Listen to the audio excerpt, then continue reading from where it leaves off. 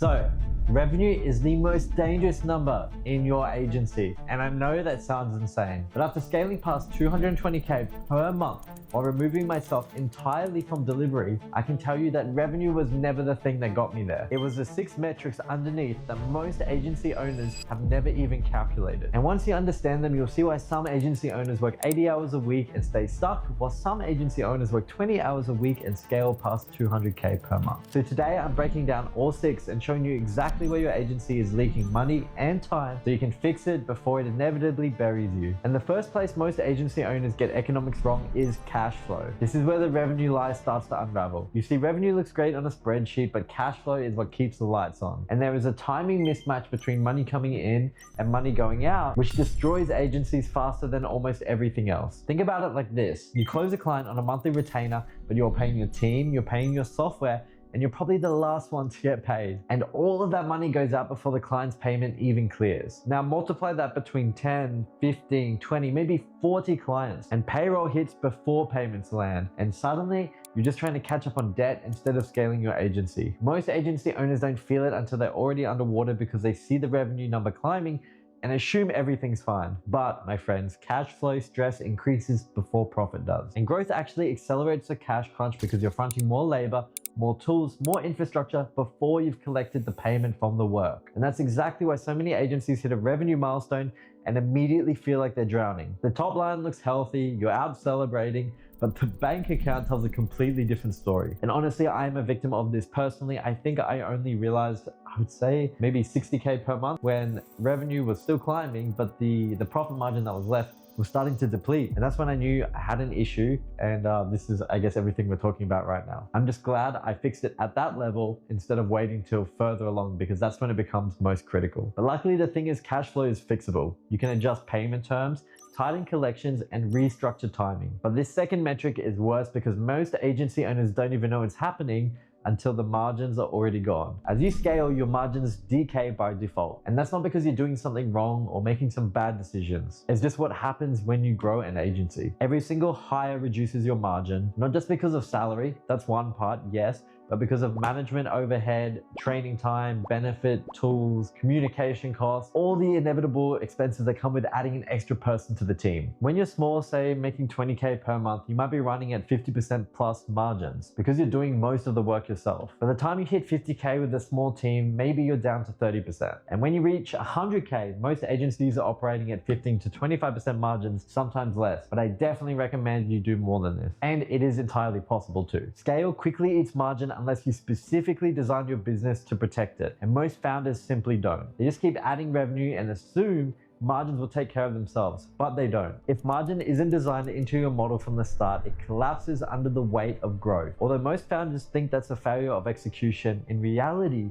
it comes down to poor economics. Now, even when you're watching your margins and being careful about hiring and keeping costs low, there's a hidden metric that determines whether your margins are real or an illusion. And most of you agency owners have never even calculated it. The metric is utilization. Your team's utilization rate is a real indicator of whether you're running an efficient business or bleeding money. Just because you have 5 people on your team doesn't mean you have 5 people's worth of actual productivity capacity. So what I mean by that is if your team is operating at 70% utilization, that means that 30% of every paycheck is going towards literally nothing. And most agency owners overhire because it feels proactive, like they're building capacity ahead of demand to prepare for growth, but that safety is an illusion and will eat into your margins. Every underutilized team member is dragging your margins down, and you won't see it coming until it's too late because no one is actually tracking this stuff. And here's the thing, all of it, the cash flow problem, the margins getting thinner, the team not working at your full capacity, it all goes back down to this one mistake. And I know that sounds like the most obvious thing in the world, but most people don't actually understand why it matters so much. It's that cheap offers require more clients to hit the same revenue. More clients require more fulfillment capacity. And fulfillment capacity requires more hires. More hires means more management, which means more of your time as well. And suddenly you're working twice as hard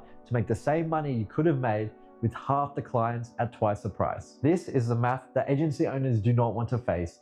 And I can understand why. Because if you were charging $2,000 a month, you need 50 clients to hit 100K, you are fundamentally running a much harder business than someone charging 10K a month who only needs 10 clients. It is the same revenue, but it is completely different in operational load, stress level, and margin structure. And most agency owners trap themselves here because they're scared to raise prices. So they grind harder on volume instead of fixing the model. They think they would just outwork the bad economics. But you cannot outwork bad economics, you can only redesign them. And the first thing you need to redesign is your pricing, because cheap offers create expensive businesses, and no amount of hustle changes that math. So I put together with my team basically everything we use to run our agency around this stuff: the pricing frameworks, the margin scorecards, the operating systems we use to actually build an economic tight business. And the reason I made it is because this is the stuff we had to figure out the hard way. And if you're sitting at 20 or 30K a month trying to figure out why it feels so hard, this is probably why. If you want it, link is below. But even if you fix your pricing, this is still something that destroys most agencies. And it is. But even if you fix your pricing,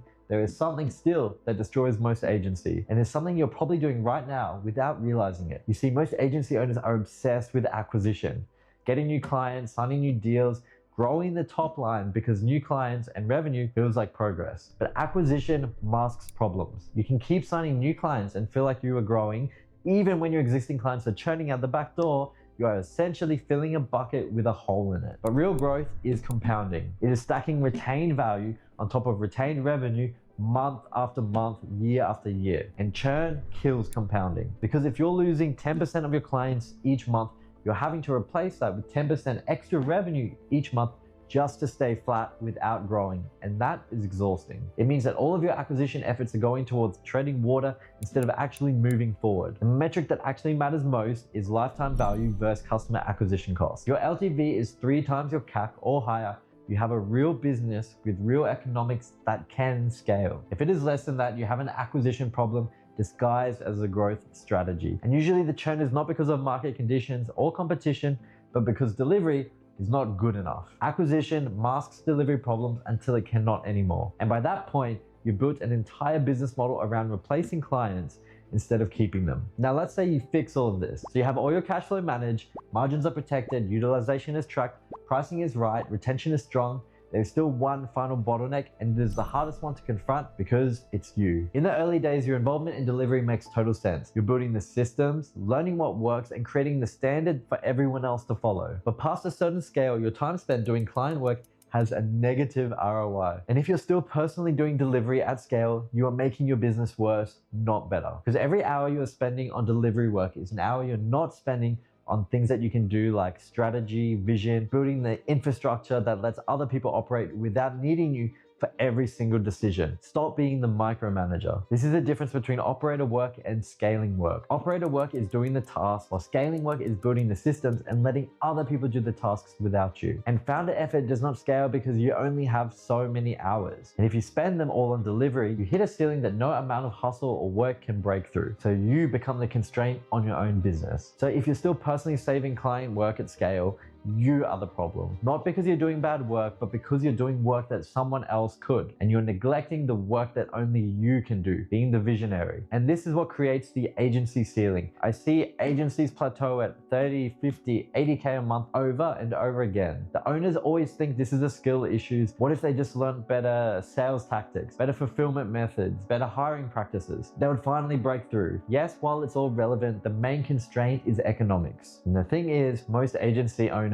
are not stuck because of some external ceiling. They built the ceiling themselves. They just do not see it. All things like wrong pricing model, client profile, margin structure, operational load, all of these things stack up and create a ceiling that no amount of grind can penetrate. So you can work 80 hours a week and stay stuck at 50K if the economics are broken, or alternatively, you can work 20 hours a week and scale to 200K a month or more if the economics are designed correctly. Most people never figure that out because they just keep grinding harder. They think that's the answer. But here's what I want you to take away from all of this. You can fix your economics first and scale second, or you can do it backwards and pay for it with your time and margins. Because every agency owner I know who is stuck has the same problem. They're trying to outwork broken economics instead of redesigning them. And it doesn't matter how much you grind, bad maths is bad maths. And once you understand economics, everything changes. Scaling becomes something you choose to do, not something you fight through, and growth actually puts money in your pocket instead of just making the top line revenue look bigger. If you want the detailed systems behind all of this, I built a Skool community